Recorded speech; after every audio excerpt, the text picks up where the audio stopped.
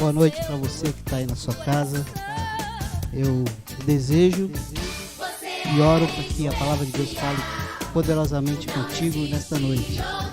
Sou Reinaldo Sena, sou um dos pastores da Comunidade Batista da Paz e nós estamos vivendo esse momento diferente, mas nós cremos que a palavra de Deus é viva, é eficaz, é poderosa e ela há de falar ao seu coração, à sua mente, e que ela produza tudo aquilo que o Senhor desejar, que o Espírito Santo desejar nesta noite. Eu não preciso dar uma introdução nesta mensagem, porque o Juarez e o Netinho já falaram alguma coisa daquilo que nós vamos falar, e isso foi realmente acertado com eles. O Neto também. Nós vamos falar das dificuldades que nós temos em lidar com os ventos contrários que vêm sobre nós. Então eu gostaria de ler no Evangelho de Marcos, capítulo 6, do verso 45 ao 52.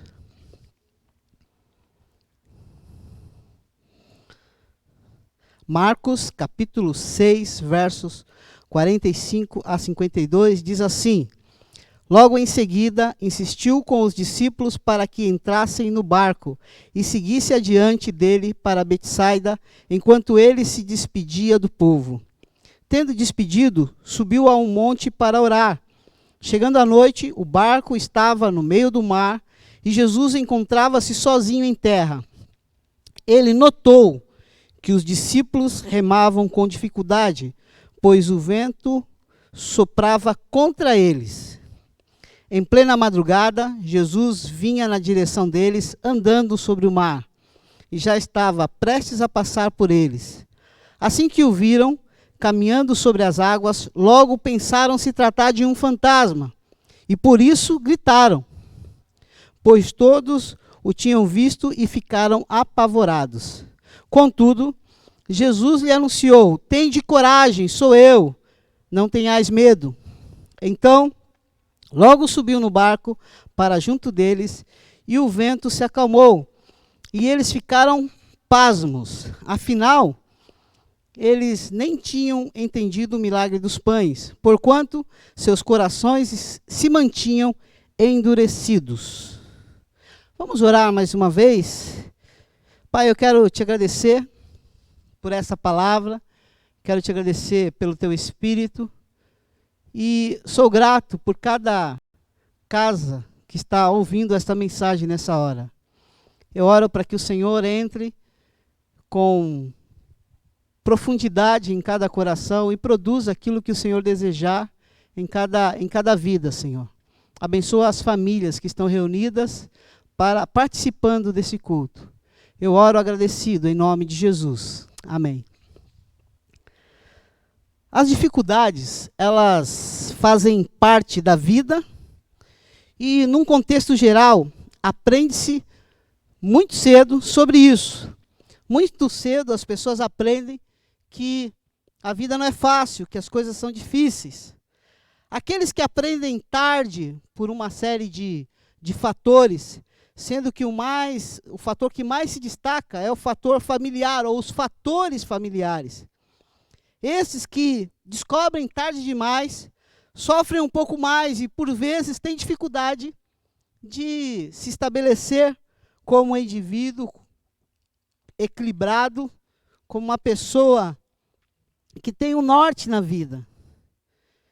Nós entendemos que as dificuldades, elas fazem parte da vida e alguns têm dificuldades de viver esses momentos difíceis, principalmente nos níveis mais nevrálgicos da psique humana, da vida humana.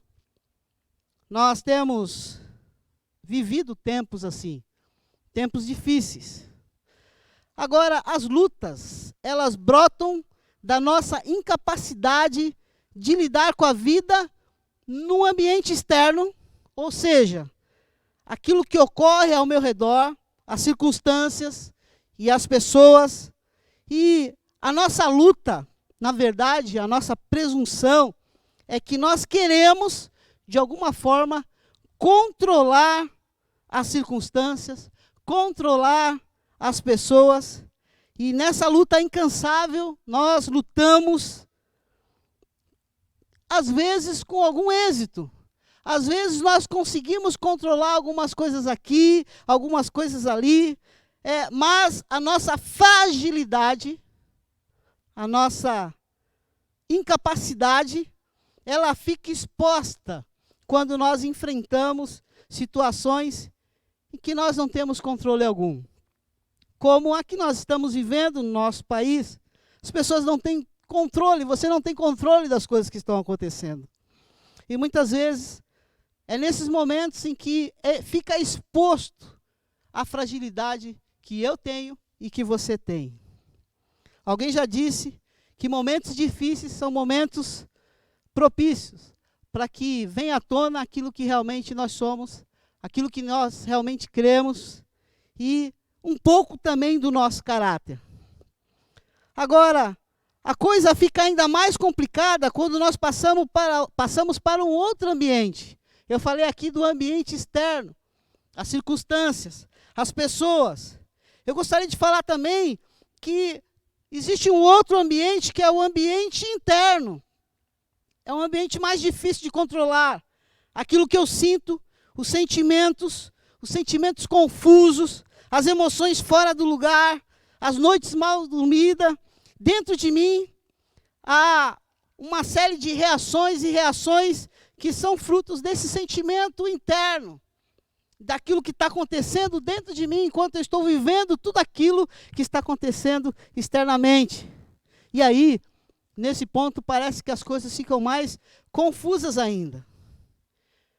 Bom, é lógico que a vida não é só luta, não é só crise, não é só circunstâncias difíceis. A vida é boa. O Senhor nos deu a vida, nos deu família, nos deu a natureza para desfrutarmos dela, embora nós aqui que vivemos no ambiente praiano, não podemos sequer tocar na areia da praia. Mas a vida é boa. Nós temos motivos para agradecer a vida que nós temos. Não é só luta. Mas nesse pacote chamado vida, os ventos contrários sopram constantemente e não poucas vezes, ele produz medo, insegurança, pressão, desgaste físico, desgaste emocional, desgaste espiritual. Talvez neste exato momento você esteja desgastado, emocionalmente, fisicamente, espiritualmente.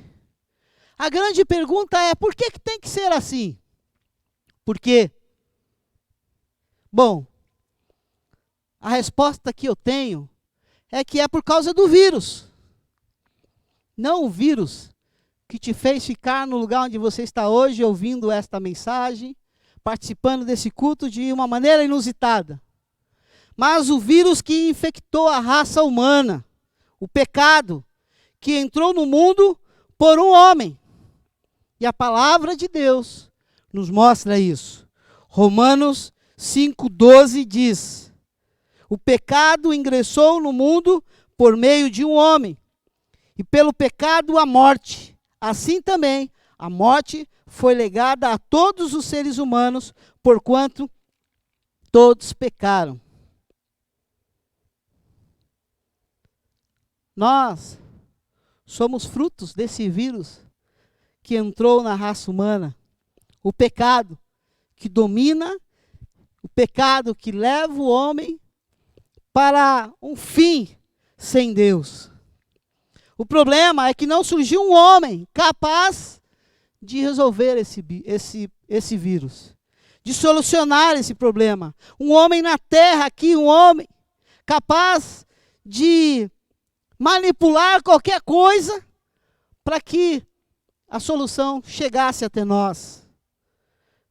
Nenhum homem digno, nenhum homem santo o suficiente, nenhum homem com dignidade para se colocar numa situação de cura deste vírus. Por isso, Deus interviu na história. Deus enviou Jesus. Jesus veio ao mundo para trazer luz à nossa escuridão e nos ajudar na bagunça em que nos metemos por causa do nosso pecado.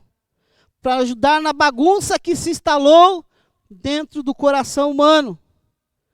Romanos 5,17 diz: se pela transgressão de um só homem a morte reinou, por meio desse, muito mais os que recebem da transbordante provisão da graça, o dom da justiça reinarão em vida por intermédio de um único homem, a saber, Jesus Cristo. Jesus Cristo veio resolver o problema do pecado, o vírus que perdura desde o início da história do homem, o pecado que entrou através de Adão, o pecado que domina os corações humanos, que nos distancia de Deus. Jesus Cristo veio e com o seu sangue ele abriu um livre e vivo acesso até a presença de Deus, o nosso Pai. Por isso em Romanos 5,1 diz: portanto, havendo sido justificado pela fé, temos paz com Deus. Nós estávamos em guerra contra Deus.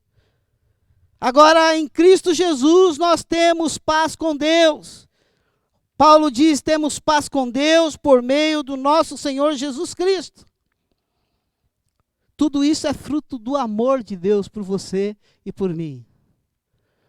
João 3,16 diz que Deus amou o mundo de tal maneira que deu seu único Filho, para que todo aquele que nele crê não pereça, mas tenha a vida eterna. O pecado continua sendo um problema para nós. Nós continuamos lutando contra o pecado. E devemos fazê-lo com força. E devemos guerrear contra ele. Mas nós temos a convicção de que em Cristo Jesus nós somos perdoados. E que se em algum momento nós pecarmos e pecarmos durante o dia da nossa vida, nós temos a certeza de que o sangue de Jesus continua sendo suficiente para nos purificar.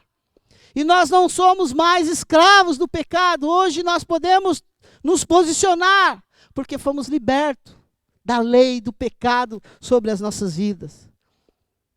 1 João 9 diz: se confessarmos os nossos pecados, Ele é fiel e justo para nos perdoar os pecados e nos purificar de toda a injustiça.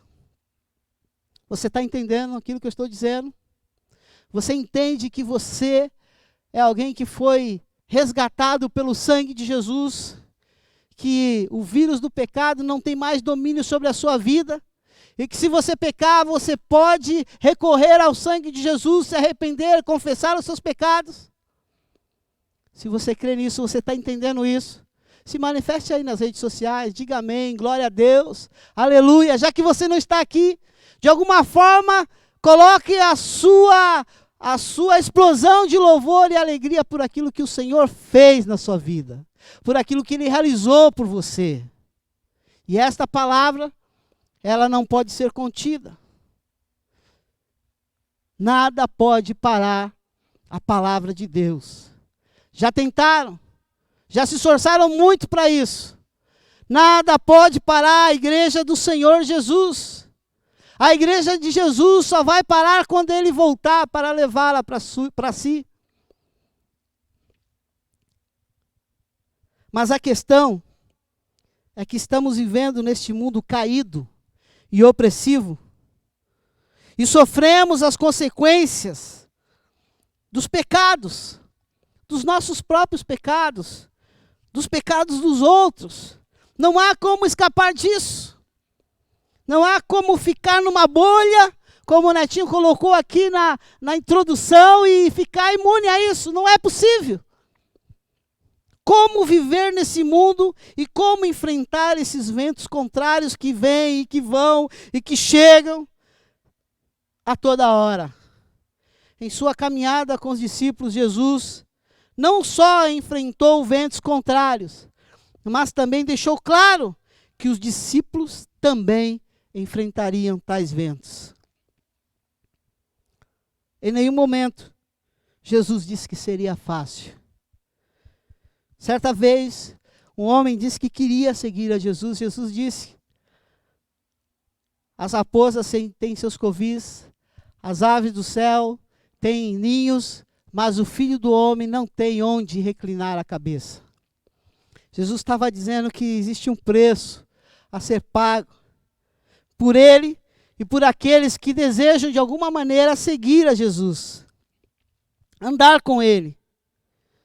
Em sua caminhada, então, Jesus mostra para os discípulos que as coisas não seriam fáceis. Em Mateus 10:16, ele chega a dizer: eu vos envio como ovelhas entre lobos. Portanto, sede astutos como as serpentes e inofensivos como as pombas. Esta metáfora era de fácil entendimento para os judeus. Eu vos envio como ovelhas no meio de lobos. O que Jesus está dizendo, olha, vai ser duro, vai ser complicado. Viver a vida que eu quero que vocês vivam não vai ser mole, vai ser difícil.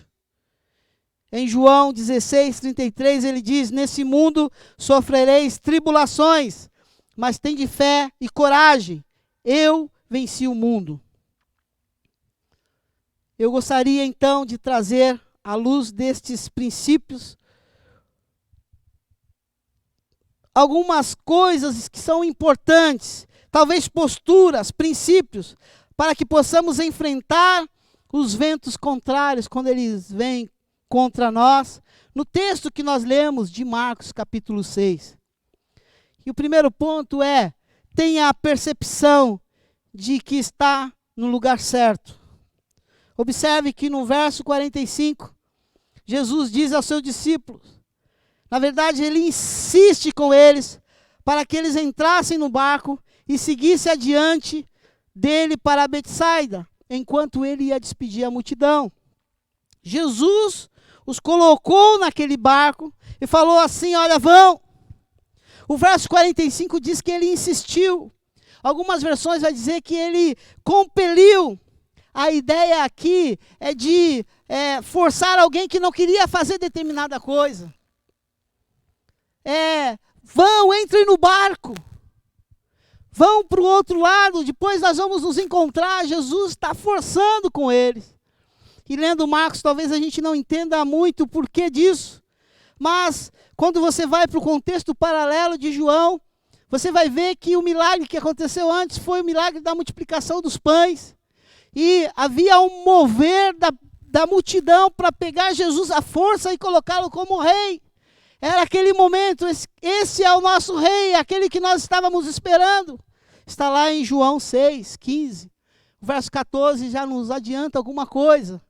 Então, Jesus queria tirar os discípulos daquele frenesi todo. Porque não era o momento, não era a hora, e não era aquele o principal objetivo de Jesus. Ele não iria ser rei no contexto em que aquela multidão queria. Então, ele pega e diz para os discípulos: peguem um barco e vão. E eles pegaram um barco.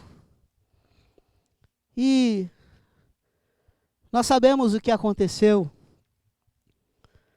naquela navegação. Eles tiveram dificuldades. Quando eu digo, tenha a percepção de que está no lugar certo, eu não estou me referindo necessariamente a um lugar, mas a uma posição. Os discípulos, eles estavam debaixo de uma ordem, a ordem do Mestre, a ordem de Jesus.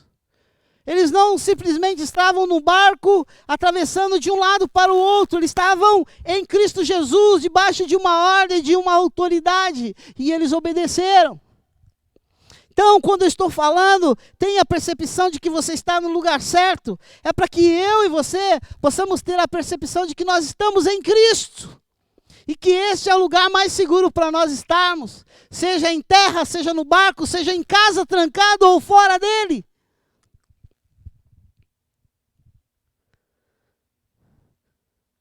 Em Cristo, nós temos segurança. A sua posição em Cristo é a coisa mais importante que você tem que deixar enraizar na sua mente e no seu coração. A sua identidade.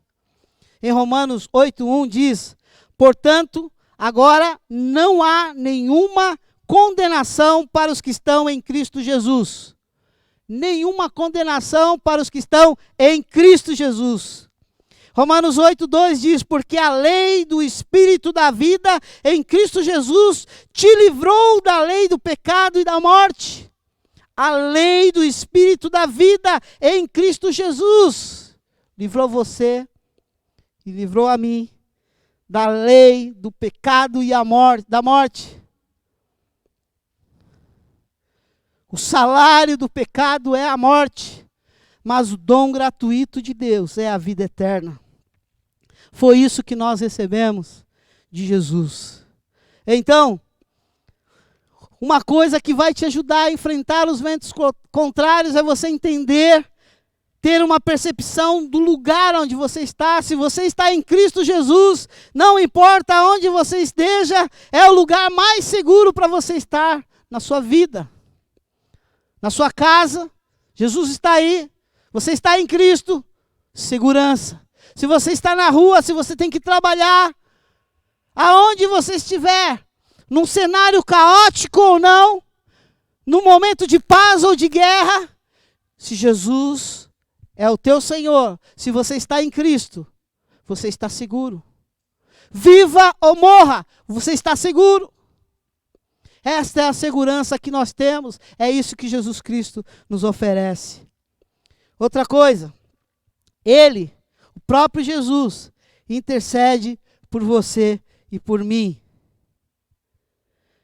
Verso 46 diz: tendo despedido, subiu a um monte para orar. Jesus mandou os discípulos, despediu a multidão e foi orar. Essa era uma atitude, um hábito constante na vida de Jesus. Ele desenvolvia uma vida de oração. Jesus estava cansado. Na verdade, estava chegando até aquele lugar. Ele estava fugindo com seus discípulos para descansar, até que chegou a multidão e ele teve compaixão dela e começou a ensinar. A noite foi adentro e teve que multiplicar pães e peixes. Jesus estava cansado e ele foi orar. Orar por quê? Orar por quem? Nós não temos informação no texto a respeito disso. Mas nós sabemos que Jesus, ele era um intercessor dos seus discípulos. Ele era o intercessor daqueles que o Senhor tinha dado para ele. Jesus intercede por você. Saber que tem alguém que intercede por nós sempre é algo muito magnífico. Num contexto nosso aqui, quando você sabe que tem alguém orando por você, isso traz um alento, não traz? Traz uma alegria, não traz? Imagina você saber que o próprio Filho de Deus intercede por você. Ele é o seu advogado, ele é o seu intercessor. Ele é aquele que veio ao mundo, que morreu, que ressuscitou, que derramou o seu sangue e hoje ele intercede por você. Uma das coisas que nos ajuda a enfrentar ventos contrários, tempos difíceis, é saber que nós podemos ir até Ele, até o Pai, em nome de Jesus Cristo, porque Ele intercede por nós.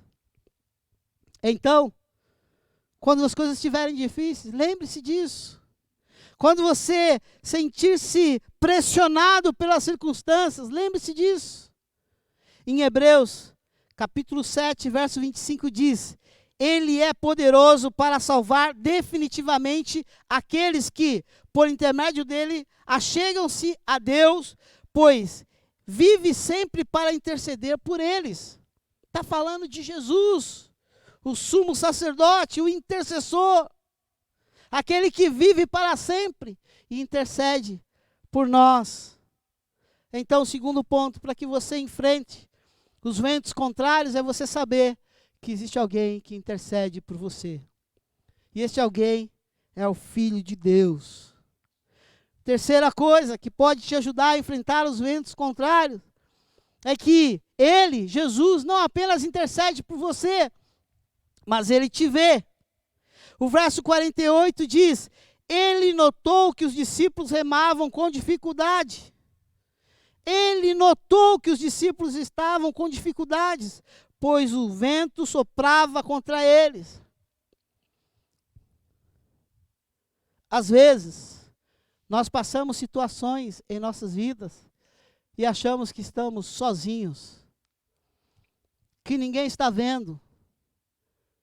Mas o Senhor, o Criador dos céus e da terra, Jesus, aquele que estava com o Pai antes da fundação do mundo, criando todas as coisas, Ele não te perde de vista.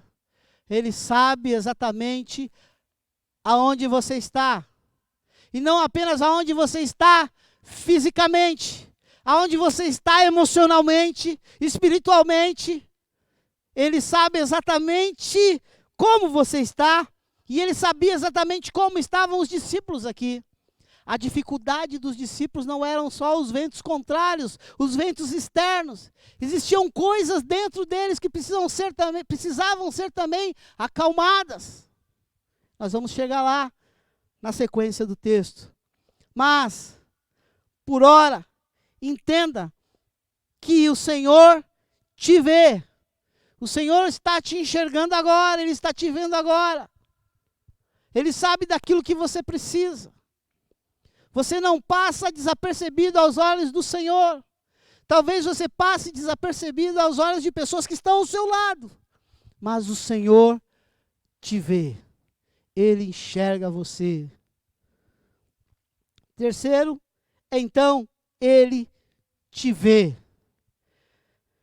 Quarto ponto, para nós enxergarmos e termos uma percepção de que o Senhor nos ajuda nas dificuldades, nos ventos contrários, é que Ele não apenas nos vê, não apenas nos intercede por nós, mas Ele também tem uma palavra para nós. Ele sempre tem, na sua palavra, que é viva e poderosa, algo para nos encorajar, para nos dar segurança, para nos dar paz. Então, antes de ficar ouvindo todas as notícias ruins que a televisão joga o tempo todo, que a internet joga, que o teu celular toda hora bombando, coisas que estão acontecendo no mundo, olhe para a palavra do Senhor. Seja fortalecido na palavra do Senhor, busque segurança na palavra do Senhor, busque a paz no teu espírito pela palavra do Senhor. O Senhor vê os discípulos em dificuldade e Ele vai ao encontro deles. Ele notou que os discípulos remavam com dificuldade. E de madrugada, em plena madrugada, Jesus vinha na direção deles, andando sobre o mar, e já estava prestes a passar por eles. Jesus, de uma forma miraculosa, extraordinária, começa a andar sobre o mar. E esta é uma das características que eu não coloquei aqui, que eu não coloquei no esboço, mas eu gostaria de enfatizar. Muitas vezes, nas nossas dificuldades, nas nossas lutas, nós precisamos que o Senhor se apresente de forma miraculosa. E se existe alguém que é especialista em fazer milagres, é Jesus Cristo, o Senhor. Eu não sei do que você precisa, como está o seu coração, como está a sua alma, mas se você precisa de um milagre da parte do Senhor, é só clamar a Ele, e Ele, porque Ele tem visto, Ele vê e Ele intercede por você. O Senhor vem andando sobre o mar, e os discípulos olham para aquilo e ficam apavorados porque acham que é um fantasma, e começam a gritar. E eu fico imaginando aquele bando de homens, pescadores rústicos, vendo uma figura, alguém andando sobre o mar e gritando, apavorados, talvez abraçando um ao outro, gritando de medo. como se estivesse vendo um filme de terror. É um fantasma. Jesus, no entanto, anuncia e traz uma palavra. Aliás, 3 palavras para trazer calma ao coração daqueles homens. Tende coragem, sou eu, não tenhais medo. Tenham coragem e encorajamento. O Senhor nos encoraja em tempos difíceis. Sou eu. Segurança. Quando o Senhor diz, sou eu, a palavra dEle, a presença dEle, o milagre que está ocorrendo ali, traz segurança aos discípulos. E paz. Não tenham medo. Fiquem em paz. Eu creio que uma das palavras que o Senhor tem para você, meu irmão, minha irmã, você que está nos assistindo, é essa. Tenha coragem. Não tenha medo. Sou eu. Jesus está dizendo isso. Eu estou aqui, eu estou presente. E não apenas está, mas Ele tem o controle de todas as coisas.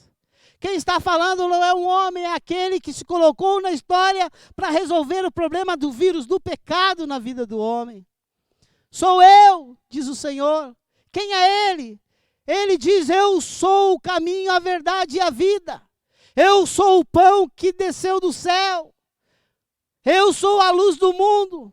Eu sou a ressurreição e a vida. Esse é Jesus. Sou eu. É isso que Jesus está falando para você hoje. Não tema. Tenha coragem. Sou eu. Há um Deus sentado no trono. Tenha coragem, meu irmão. Mas havia ali uma outra tormenta. Um outro vento contrário que precisava ser dominado. Algo que estava enraizado, talvez imperceptível, mas Jesus, que vê as circunstâncias, vê também o interior dos homens. Esta não foi a primeira vez que os discípulos, nos evangelhos, enfrentam uma tempestade. Em Marcos, capítulo 4, do verso 35 a 41, nós temos a mesma situação. Um barco, os discípulos, uma tempestade. Mas, nesse episódio, Jesus estava lá, presente. Mas a situação era tão complicada quanto esta. Os discípulos estavam angustiados, tentando controlar a situação. As ondas estavam cobrindo o mar. E Jesus dormia. Dormia na popa do barco, tranquilamente. A ponto dos discípulos chegarem e falar assim, acordarem Jesus e falarem, Senhor, mestre, o Senhor não está vendo o que está acontecendo? Nós vamos morrer aqui, o Senhor não vai fazer nada. Jesus pensa que num bocejo, olha para o mar, olha para o vento e fala assim, fica quieto, acalma-te aí. E tudo vira bonança, tudo fica calmo. E ele dispara para os discípulos, por que vocês são tão covardes? Ainda não tendes fé? Os discípulos ficam pasmos e fazem uma declaração importante. Quem é este? Quem é este que o mar e o vento lhe obedecem? Observem essa pergunta que está no coração dos discípulos. Quem é este? Quem é esse que tem autoridade sobre o vento e sobre o mar?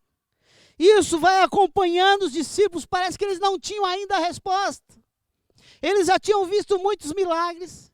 Eles já tinham visto Jesus expulsar, colocar um homem que tinha uma legião de demônios em perfeito juízo.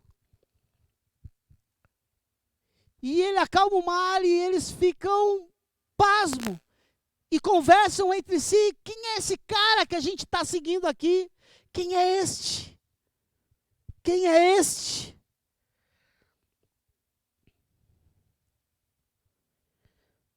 O verso 52 de Marcos 6 diz que eles não tinham entendido o milagre dos pães. Depois que Jesus acalmou tudo, eles não tinham entendido os milagres dos pães, porquanto seus corações se mantinham endurecidos. E a pergunta que eu faço é: o que eles não tinham entendido? Ali o que aconteceu é muito simples de explicar. Mais de 5.000 pessoas, 5 pães, 2 peixes. Jesus pegou, abençoou, multiplicou e alimentou aquela multidão. É algo simples de ser explicado. O que é que eles não entendiam? Diz o texto que eles não tinham entendido o milagre dos pães e que os seus corações estavam endurecidos. O que eles não entendiam é qual era o significado de tudo aquilo. Em outras palavras, a frase que ainda dominava os seus corações e as suas mentes era: quem é esse? Ele tem domínio sobre o mar, sobre o vento, multiplica o alimento. Quem é esse? Qual é o significado disso tudo? Vale lembrar que o problema de uma multidão que precisava ser alimentada não foi trazida nessa primeira multiplicação por Jesus. Foram os discípulos. Eles ficaram preocupados. Veja, essa multidão despede todo mundo rápido. Porque como é que nós vamos alimentar todos eles? Jesus, alimente vocês. Deixe eles irem para casa para que eles arranjem comida para eles. Jesus fala assim: alimentem vocês eles. Como é possível isso? E Jesus realiza o milagre. Bom, eles estavam com seus corações ainda endurecidos. Ainda não entendiam exatamente o que estava acontecendo. O que eles tinham deixado e quem eles estavam seguindo. Em Mateus, capítulo 14, nós temos uma pessoa que entra em cena na mesma história que não é colocado por Marcos, que é Pedro. A mesma situação, Jesus chega com a mesma palavra de ânimo: sou eu, não tem mais. E Pedro diz: é tu mesmo? Fala para mim sair aqui do barco e andar sobre o mar na tua direção. E Jesus fala: olha, vem, pode vir. E Pedro vai. E começa a andar sobre o mar, na direção de Jesus. Mas ele teve medo do vento.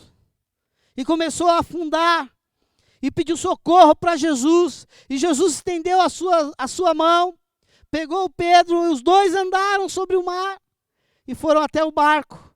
E quando eles chegaram no barco, nós temos uma declaração que não tem Marcos. Que é importante para nós entendermos essa ideia do coração endurecido. E que a pergunta: quem é esse? Ainda dominava os seus corações. Que está no verso 33 de Mateus, capítulo 14. Quando ele entra no barco, então os que estavam no barco adoraram-no. Eles começaram a adorar ao Senhor, exclamando: verdadeiramente tu és o Filho de Deus. Verdadeiramente tu és o Filho de Deus. Não existia mais quem é este. Mas verdadeiramente este é o Filho de Deus. Nós estamos no lugar certo, porque nós estamos com o Filho de Deus. Verdadeiramente tu és o Filho de Deus. Eles adoram a Jesus. O Senhor tira o vento contrário de dentro deles, para trazê-los para a credulidade. Arranca a incredulidade do coração deles, para trazer novamente eles para aquilo que Jesus Cristo, o Filho de Deus, era. O Senhor, Salvador do mundo. Jesus foi até eles, para que naquele momento, o vento contrário da incredulidade cessasse. A pergunta que eu quero fazer para você, meu irmão, minha irmã, você que está aí na sua casa, é: quem é Jesus para você? Quem é de fato Jesus para você? Ele é um fantasma? É um sábio? É um homem que cura? É alguém que tem palavras abençoadoras, confrontadoras. Quem é Jesus para você? Os discípulos fizeram a declaração verdadeira e que traz segurança. Tu és o Filho de Deus. Se você não ter a percepção clara de quem é Jesus na sua vida e de quem Ele é e daquilo que Ele veio fazer nessa terra, por você e pela humanidade, você vai enfrentar as dificuldades que estão surgindo aí, que virão sucumbindo nas suas emoções, se perdendo nos seus sentimentos, deixando de crer na palavra de Deus, e crendo nos rumores, crendo no caos, e se esquecendo de quem você é em Cristo Jesus. Paulo certa vez diz: se vivemos para o Senhor, vivemos. Se morremos, para o Senhor morremos. Quer vivamos, quer morramos, nós somos do Senhor. Os discípulos tinham visto muitos milagres. Eles tinham acabado de ver um milagre extraordinário. E agora eles estavam vendo Jesus andar sobre o mar. Mas os seus corações ainda estavam duros. Eu gostaria de te desafiar hoje, porque eu sei que muitos dos que estão me ouvindo nessa hora estão em quarentena já há muito tempo. Não essa quarentena física. Estão aprisionados em compartimentos secretos, supostamente seguros dentro de si. E não conseguem se abrir para aquilo que o Senhor tem para fazer nas suas vidas. Eu creio que existem pessoas que estão aprisionadas dentro de si, em quarentenas há anos, e não estão vivendo da forma como o Senhor deseja que você viva. E eu gostaria de te desafiar hoje a ter a mesma atitude de Pedro. Não é um fantasma que fala com você através da palavra. É o Filho de Deus. Eu queria te desafiar a abrir esses compartimentos, o barco seguro que você tem, e começar a caminhar na direção de Jesus, o autor e consumador da sua fé. E se você não crê nele, hoje é o dia de você fazer isso. Hoje é o dia de você entregar a sua vida a Ele, de reconhecê-lo como o Senhor da sua vida. É uma oportunidade que você tem. Se existem ventos contrários, existe um vento que é a favor, que é o vento do Espírito Santo. É o vento do Espírito que veio sobre os discípulos lá em Atos, capítulo 1. O vento que soprou naqueles discípulos. É o vento a favor. É o vento que os impulsiona para ter coragem, para não temer, para enfrentar os desafios. E eu gostaria que você, nessa hora, aí com sua família, eu sei que o ambiente de casa é um lugar muito fácil de nós nos dispersarmos e perdermos a concentração. Mas eu gostaria que você orasse nessa hora. E eu vou orar pedindo ao Espírito Santo de Deus que sopre o vento dele, porque somente ele pode trazer mudanças e transformações na sua vida. Eu creio que há um poder disponível para nós sermos aquilo que o Senhor quer que sejamos em todos os ambientes, em todos os momentos da vida, em todos os momentos da história. Em especial na história em que nós estamos vivendo hoje, no país e na igreja. Você pode agora fechar os seus olhos aonde você estiver e pode orar, gastar um tempo de oração.